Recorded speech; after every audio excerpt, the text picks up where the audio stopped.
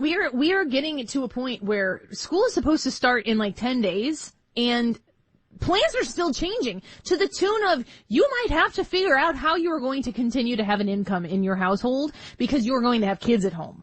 And are you going to have somebody come watch them? Does the amount of money you're going to have to pay to have them be watched, does it balance out with the amount of money you're making at your job? I mean, this is extremely stressful on people in a way that it hasn't been probably for the last few months, while we're all kind of scratching our heads and wondering, do we take the family vacation or not? This is starting to get very serious and very real for a lot of people as they have job questions, as they have education questions for their kids.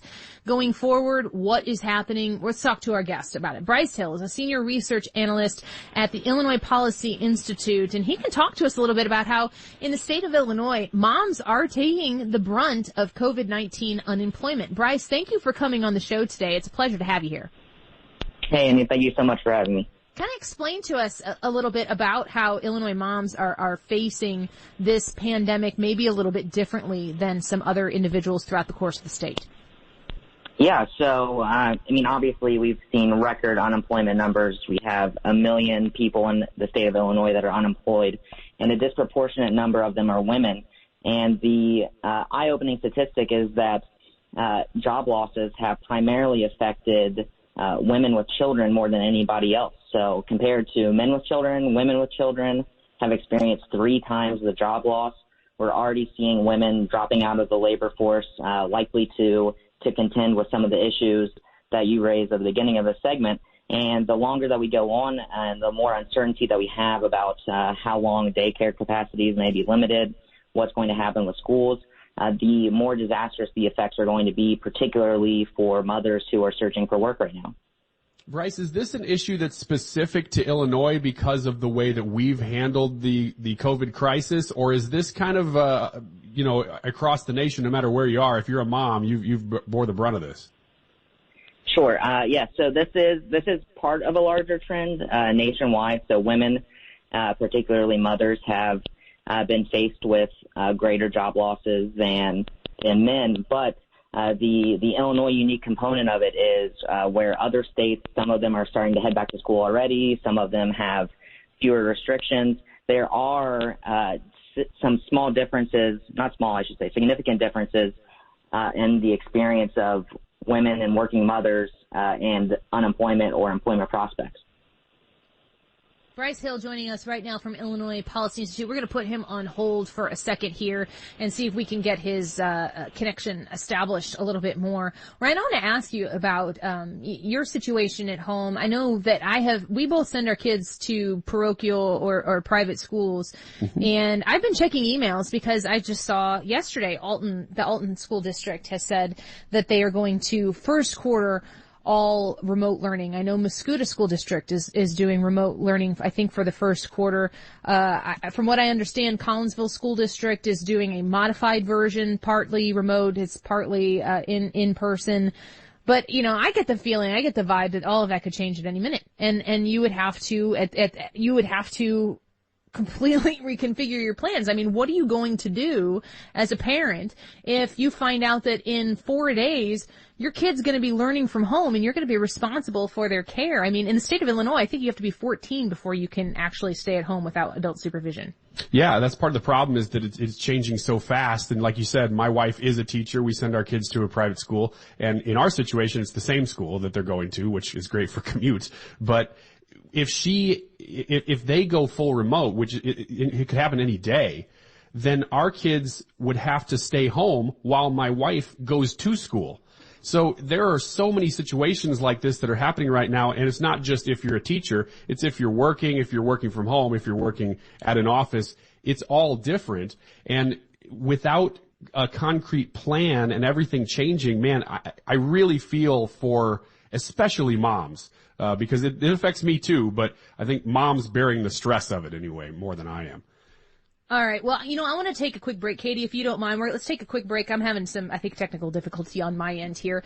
We're going to come back with Bryce Hill and reconnect with him regarding the situation facing Illinois moms, facing Illinois residents, and especially the unemployment scenario in the state of Illinois has been very precarious. We'll have that discussion here in just a minute when we return. Don't go anywhere. We'll be back with the Annie Frey Show. Welcome back to the Annie Frey Show, specifically to Ryan and me, who apparently we're the only people who are having technical difficulties. Bryce Hill is... We don't matter. No. Bryce is still holding on the line with us, and Bryce, I have to say, it's not you, it's me. I've heard that one before. Yeah. Well, Ryan and I were both like, what is going on here? And Katie didn't even hear what we heard, so we've got it all squared away as far as we know. And this is an important conversation, so I appreciate you hanging on the line with us so we can have it. The way that COVID is affecting Illinois moms is what we were discussing there. I was talking to you about unemployment as well in the state of Illinois. Unemployment, I keep hearing people talk about how disastrous the unemployment system is, that there are people who have been trying to get unemployment, they can't get the system to work. There doesn't seem to be a pressing issue for somebody to get it fixed. It just seems like in the state of Illinois, all of this is a disaster. And yet at the end of this election season, when November hits, they're going to ask us to sign on the dotted line to give this same legislature and this same governor the ability to enact a progressive income tax, which they can shift those different brackets at a whim of a simple majority. 51% say, yes, these are the new tax brackets. They can do that, and they have a supermajority of Democrats right now. The state of the Illinois economy is a disaster mode, and it seems as though COVID is doing us absolutely no favors. So pick up where you left off a little bit, explaining about how this is affecting the Illinois moms. I'm sure that this is affecting moms across the country similarly as well. Yeah, absolutely. So, as you mentioned, the Illinois economy is kind of in shambles right now. We have 1 million people out of work, actively seeking work. Women with children have lost their jobs at 3 times the rate of men. As the year continues, these women are going to be faced with, a lot of them are going to be faced with tough decisions about, do they return to work and not know what to do with their kids if schools are closed or if daycare services are limited? Do they stay home and forego employment and income that they need to be able to sustain their families? And we got all this news just right before we saw last week's GDP numbers, which showed a 33% contraction in economic activity that represents $90 billion a day. The state is losing $1 billion a day in economic activity due to the downturn.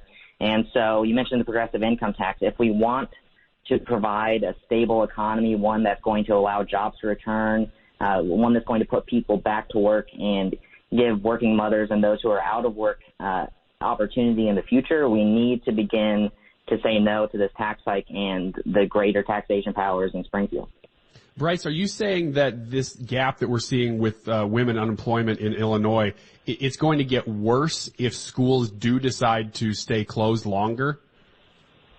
That's very likely going to be the case. So, whether or not schools open, this needs to be part of the larger conversation, and just recognizing that whether we like it or not, women disproportionately take care of children and do housework in their households. And so the more that those responsibilities increase, the less likely it is going to be for many of these women to be able to return to work. We're already seeing that in the labor figures. So we've seen labor force dropout for women of 6.3% so far, and that's something that's expected to grow, especially with all this uncertainty regarding schools or daycares. Bryce, I want to ask you about any solutions or any possible directives that we could take as a state that would help support these women, whether they're moms or they're just women who are seeking to be gainfully employed. Is there anything that we can do as a state, as a legislator, as voters, directions that we can take right now that would help move us into a more economically sound position sooner rather than later? Sure. So while the things that like Congress or Washington are working on are kind of short-term stimulus injections for the economy to try to keep things afloat, what we can do at the state level is to take a broader view and to look at what the future should look like and how do we provide the most opportunity for everyone in the future. And that really starts and ends with the progressive income tax vote that's coming up in November. So you mentioned the November election. Illinoisans are going to be able to decide on what kind of power they want to give to Springfield. And enacting a progressive income tax in this severe of a downturn goes against virtually any serious economist's recommendations. it's going to serve as something that takes away even more jobs. It's going to dampen economic activity even more.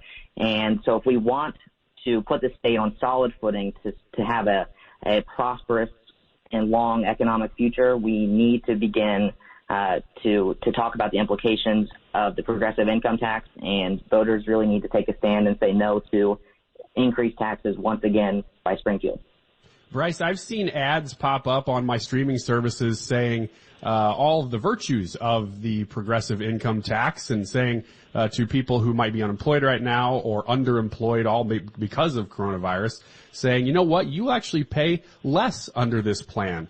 What do you say to somebody who's hearing both sides of this argument and try to convince them that the progressive income tax will not benefit them? Yeah, there are two major points that I would make. The first being the tax cut that the governor is promising low-income Illinoisans. We actually took a look at the numbers and took a look at average incomes in that bracket. The lowest-income Illinoisans are going to be given $6 to start. That doesn't even include tax hikes like increased vehicle registration fees. It doesn't include tax hikes on local property taxes. So to sell this as a plan that's going to cut taxes for lower and middle income earners is really a lot of sleight of hand by the governor. And the next thing I would say is that how long do we expect these rates to be able to be in place, especially given the current environment? Lawmakers are relying on this plan to bring in $3.7 billion worth of revenue. We just saw a $90 billion drop in economic activity. So we're not going to bring in anywhere near that amount of money anymore. And so it just makes that even more likely that those tax hikes are going to creep their way down and down until eventually everybody in the state is going to be asked to pay more. Bryce Hill with the Illinois Policy Institute. We appreciate this information. I want to encourage people to go to illinoispolicy.org to read the article that you have helped there with. Illinois Moms Take Brunt of COVID-19 Unemployment. We will share that as well at 971talk.com/Annie. Bryce, thanks for hanging on with us. And, this is my first day back from vacation. Things are a little rocky here, and we appreciate your time as we muddle through it. Thank you for having me. You're welcome. Bryce Hill with the Illinois Policy Institute right there.